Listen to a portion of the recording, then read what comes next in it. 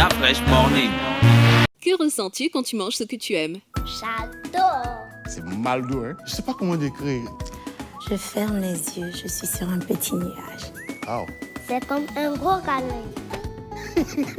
C'est un peu comme une histoire d'amour, si tu veux. Ouais, ça fait du bien en fait. Et toi? Princesse Tati, un sucre issu des meilleurs champs de canne de chez nous. Profitez dès aujourd'hui des nouveaux emballages Princesse Tati dans vos points de vente habituels. Princesse Tati? Le grand sucre. Des petits bonheurs. La Fraîche Morning. Sur Urban FM 104.5 avec Jean-Paul. Jean-Paul, bonjour. Bonjour la fraîche. Aujourd'hui, on parle de quoi en termes d'actualité internationale? Aujourd'hui, on va parler de paix au Soudan, particulièrement au Darfour, où hier, le gouvernement soudanais, le gouvernement qui est dirigé par le général Abdel Fattah al-Burhan, qui est celui qui avait fait tomber justement Mohamed al-Béchir, et un certain nombre de groupes armés rebelles qui sont réunis dans ce qu'on appelle le Front révolutionnaire soudanais, ont passé un accord avec les autorités également sud-soudanaises de Salva Kiir. Ils ont passé un accord de paix qui a été, disons, conclu hier entre tous ces différents groupes-là, à savoir, comme je l'ai dit, l'État du Soudan du Sud, et puis certains groupes rebelles qui sévissaient particulièrement au Darfour, notamment dans la région qu'on appelle la région du Cordoban et celle du Nil bleu. Alors, il faut savoir qu'au Darfour, depuis 17 ans, il y a une guerre civile qui est là, qui fait des ravages. Elle a fait plus d'1 million de morts. Et donc, après la chute de Mohamed al-Béchir en décembre dernier, les nouvelles autorités soudanaises, qui sont celles du général Fattah al-Burhan et son premier ministre Abdallah Hamdok, qui sont les dirigeants actuels du Soudan, à la tête de l'autorité de transition, avaient fait justement de cet accord de paix là une de leurs priorités pour pouvoir permettre, évidemment, de ramener la sérénité et ramener surtout le calme dans cette région-là qui a fait plus de 3 millions de déplacés aujourd'hui. Alors, donc elles ont entamé il y a 10 mois d'intenses négociations, tout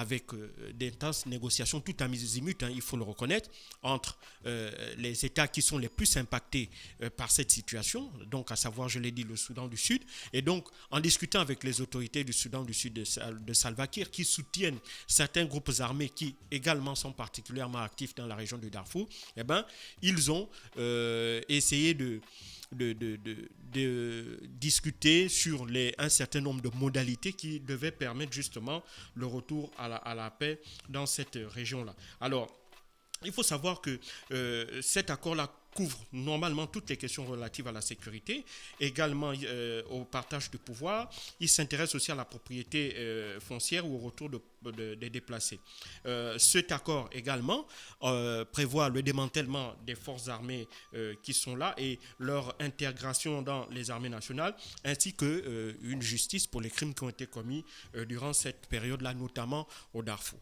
Alors, c'est un accord qui est extrêmement important parce qu'il souligne déjà la volonté de la plupart des belligérants de vouloir trouver une issue pacifique justement à la résolution des problèmes, des conflits qui les opposent. Il faut savoir que le Soudan, et dans cette région-là, il y a un nord qui est arabo-musulman et un sud qui est chrétien animiste. Et donc, depuis à peu près depuis près d'une vingtaine d'années, il y a des conflits dans lesquels il y a les États, les armées régulières, il y a des milices qui sont soutenues par les gouvernements, qui sont soutenues par les armées. Et donc, ces armées et ces milices-là sont particulièrement actives dans cette région-là, notamment la région du Cordoban du Sud et de celle de l'État du Nil bleu.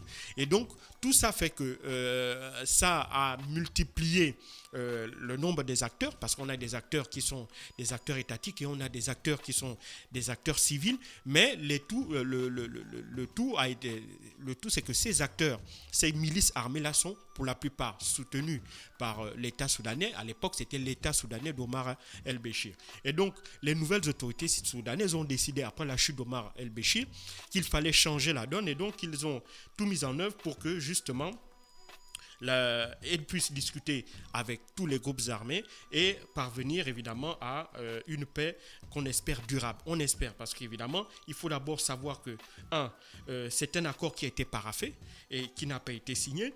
Et il faut savoir qu'il y a un certain nombre de mouvements armés qui n'ont pas pris à ces négociations-là. Par exemple, le mouvement de libération du Soudan d'Abdel Wahid Mohamed Al-Nour, qui est une aile du mouvement populaire soudanais. Et il y a aussi le mouvement de libération l'intervention du Soudan Nord d'Abdelaziz Al-Ilou, qui sont deux groupes armés qui sont particulièrement actifs, notamment dans l'état du Kordofan du Sud, mais qui n'ont pas pris part à cette signature-là. Pourquoi? Alors, selon certains observateurs, Mohamed Al-Nour, lui, ne veut pas entendre parler de paix, parce que pour lui, il tire plus profit du conflit armé que d'un retour à la paix. Et pour le second, lui, il a fait de la laïcité du Soudan un préalable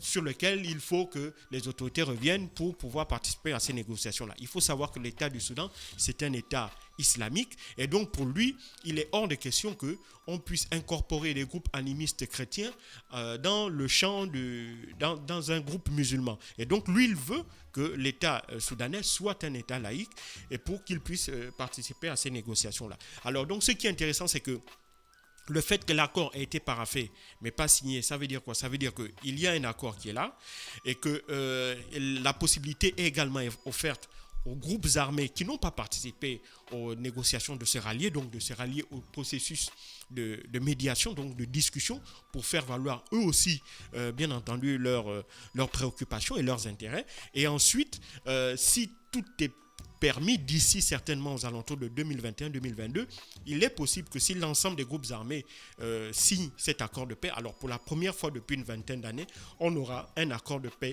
signé en toutes les parties qui sont impliquées dans le conflit du Darfour. Mais est-ce que cela va suffire pour amener la paix? Pour l'instant, non, ce ne sera pas suffisant. Pourquoi? Parce qu'il y a trop d'acteurs armés, trop d'acteurs qui sont impliqués dans notamment les crimes au Darfour, aussi bien les ministres que les gouvernements. Donc, essayer de les identifier et les traduire devant un tribunal, ça va être quelque chose de particulièrement difficile à mettre en œuvre. Et la deuxième chose, c'est que dans certaines zones, il y a une telle spirale de la violence qu'un accord de paix ne sera pas suffisant pour pouvoir l'enrayer. Il va falloir donc que les différents acteurs ou bien la communauté internationale s'impliquent davantage, parce qu'il faut savoir qu'en dépit de la présence de troupes onusiennes dans la région du Darfour, les violences n'ont jamais cessé, et donc il va falloir plus d'implication de la part de la communauté internationale pour mettre éventuellement un terme à cette violence-là et véritablement entamer un processus de paix. Mais ça va demander du temps, ça va encore demander de l'effort, mais ce qui est intéressant ici, c'est déjà l'espoir que peut susciter cet accord-là, parce que le principal acteur si je peux dire, de ce désordre-là au Darfour, à savoir l'État du Soudan, a déjà fait un pas important en acceptant de se réunir avec l'ensemble des parties belligérantes dans le Darfour et de discuter avec chacune d'entre elles afin de parvenir à un accord de paix. Donc pour moi, c'est vraiment aussi bien, il faut vraiment que les gens comprennent que de la part du Soudan, ça a été un gros effort diplomatique et militaire pour parvenir à accepter de discuter avec ces groupes armés-là. Et pour moi, c'est quelque chose qui est de bon augure, mais ce ne sera pas suffisant pour véritablement garantir un retour durable de la paix dans cette région. J'ai appris aussi que les compagnies aériennes d'Israël pourront déjà atterrir à Abu Dhabi. Oui, le premier vol commercial a eu lieu hier, en présence non pas de passagers commerciaux, mais en présence du conseiller principal de Donald Trump, Jared Kushner, qui a effectué le vol entre Tel Aviv et Abu Dhabi. C'est la deuxième phase des accords diplomatiques, enfin des accords de paix qui ont été passés entre les Émirats arabes unis et évidemment l'État d'Israël. Et donc, c'est quelque chose qui, comme je l'avais expliqué ici, c'est un pas important pour les Israéliens. C'est important parce qu'il faut savoir que dans la classe israélienne, il y avait un paradigme qui disait qu'ils ne pouvaient pas avoir de paix avec un État arabe sans avoir de paix avec les Palestiniens. Donc les États arabes avaient fait de la paix entre Israël et la Palestine un préalable à toute discussion pour parvenir à un accord de paix avec chaque État arabe individuellement. Mais on le sait aujourd'hui, le premier pays à avoir franchi le pas, c'était l'Égypte en 1979 d'Anwar el-Sadat. Et puis, en 1994, le deuxième État, c'est la Jordanie. Et donc, les Émirats arabes unis, ici, là, ont été le troisième État à signer un accord de paix avec Israël. L'objectif pour Benjamin Netanyahou ici, c'est de casser cette idée-là et d'essayer d'isoler davantage la Palestine, notamment du soutien des pays arabes. Et donc, pour cela, le gouvernement israélien poursuit d'intenses négociations avec chacun des États. Mais il faut savoir que entre Abu Dhabi et Tel Aviv, cet accord de paix n'est que la conséquence de relations qu'ils entretiennent au niveau militaire, notamment dans le cadre du renseignement et dans la lutte contre le terrorisme. Et donc, ce sont ces 30 années de collaboration entre les services secrets d'Abu Dhabi et ceux d'Israël qui sont parvenus, qui ont abouti à cet accord de paix maintenant qui est politique et qui est diplomatique.